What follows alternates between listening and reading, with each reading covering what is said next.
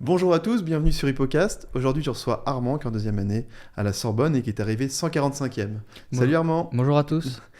Dans cette vidéo, on va parler de sa méthode de travail et je propose qu'on commence tout de suite. Est-ce que tu peux nous détailler un petit peu de quelle était ta méthode de travail? Alors moi, ma méthode de travail en P1, je me levais le matin vers 8h20, quelque chose comme ça, et je regardais le cours en direct sur le Moodle de la fac. Donc, je regardais le cours, le premier cours du matin, puis le deuxième, donc ça terminait vers 12h45, quelque chose comme ça, plus ou moins en fonction de la durée des cours. Donc le prof fait cours, je regarde en même temps la fiche de ma prépa qui est préparée. Et je lis, donc j'apprends en lisant, en écoutant, et parfois sur une feuille sur le côté, je reprends les points importants qui me semblent importants pour le moment. Ensuite vient le moment de déjeuner, je déjeune en 1 heure, et puis au début d'après-midi, je reprends des cours de la veille, de l'avant-veille, ou des jours, voire des semaines précédentes. Et cela va me permettre de couper avec le cours du matin. Et donc là, j'enchaîne pendant un bloc de 2 à 3 heures. Puis je fais une pause d'environ un quart d'heure vers 17h. Ça peut être un goûter, un moment de détente en écoutant de la musique, 5-10 minutes, pas plus. Il faut faire une pause, mais pas non plus que ce soit une trop grosse coupure, à mon avis.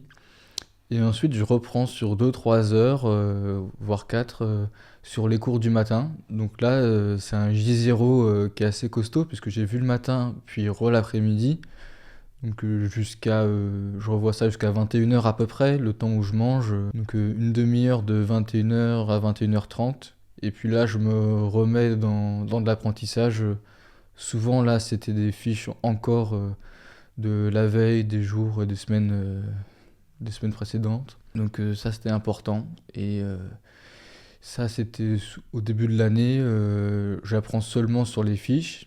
Et après, une fois que j'ai fait un J3 par exemple, puis ensuite un J4, J7 pardon, où j'ai vu donc 3 fois la fiche, j'ai noté un petit bâton en haut de la fiche comme quoi je l'avais vu plusieurs fois, donc un bâton à chaque fois que je revois la fiche.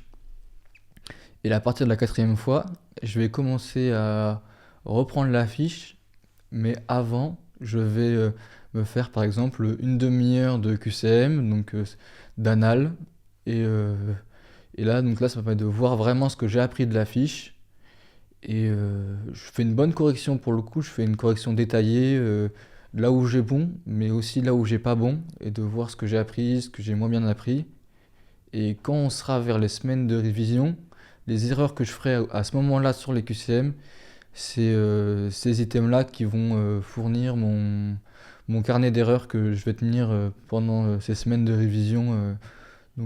Typiquement environ 3 semaines, un mois avant le concours. D'accord.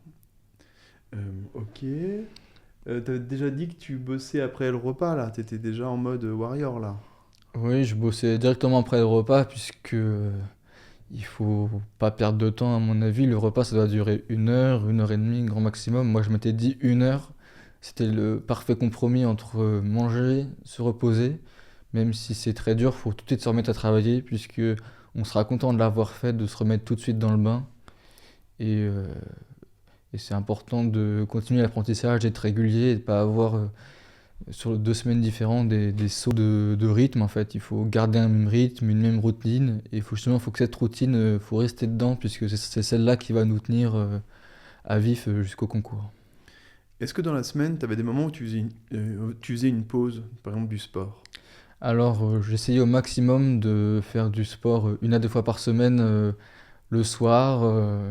C'était de 19 à 21h à peu près, quelque chose comme ça. Et puis ensuite derrière je retravaillais de 22h à 23h30. Je faisais du sport et ça faisait beaucoup de bien. Donc je conseille à ceux qui vont entrer en P1 d'essayer de maintenir du sport. Après moi j'ai pas pu faire du sport comme je le voulais bien sûr. Il y a des fois où je faisais qu'une seule fois par semaine ou pas du tout. Ça c'est un peu compliqué mais malheureusement parfois on est obligé de faire des concessions. Et puis le dimanche après-midi à partir de 15h à peu près, on va dire là je me reposais vraiment. Je Je faisais souvent une balade dans Paris, donc touriste dans sa propre ville, ça faisait du bien et donc ça c'est quelque chose qui est important, prendre du temps pour soi et puis voir autre chose que sa chambre. Pour ceux qui comme moi sont vraiment restés dans leur chambre, sans aller à la fac, etc., sans trop voir de famille ou de copains en dehors du travail, quoi. Quels seraient les 3 conseils que tu pourrais donner aux terminales qui vont rentrer en passe l'année prochaine? Alors, le premier conseil que je donnerais même, c'est d'essayer de visualiser son année, enfin de se préparer mentalement, pas à souffrir, mais à se dire que l'année elle va être compliquée, elle va être dure, elle va être longue, les cours vont être durs, les examens exigeants, le concours l'est tout autant, stressant. Donc vraiment être très préparé, que cette année est complètement différente de ce qu'on a pu vivre au lycée.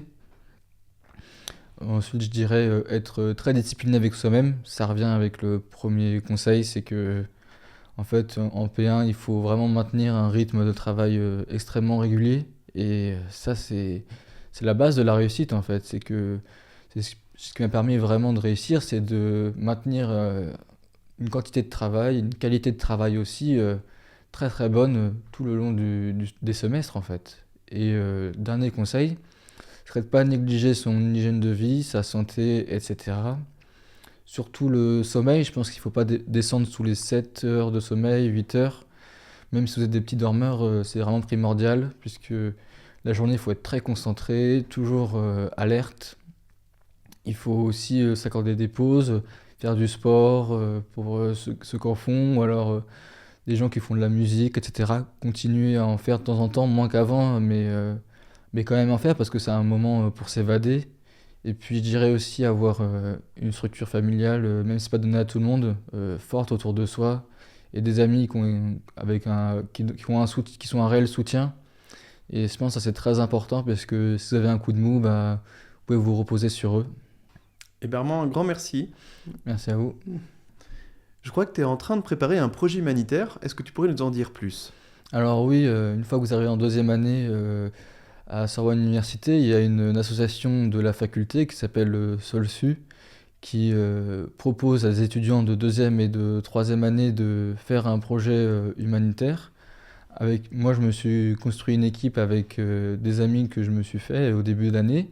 Et on va donc partir au Sénégal au mois de juillet pour rénover une maison de santé et puis faire des consultations et parler de thèmes à propos de la santé, de l'hygiène, de prévention auprès des habitants. Et donc, on va vous mettre en description les liens, le lien du site et le Instagram. Et donc, on souhaite que vous allez faire un tour sur notre site.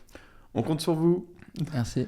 En tout cas, merci Armand, et puis bonne continuation pour tes études. Merci. N'oubliez pas de vous abonner, liker et commenter la vidéo. Je fais comme tous les youtubeurs, mais c'est super important. Salut! Salut!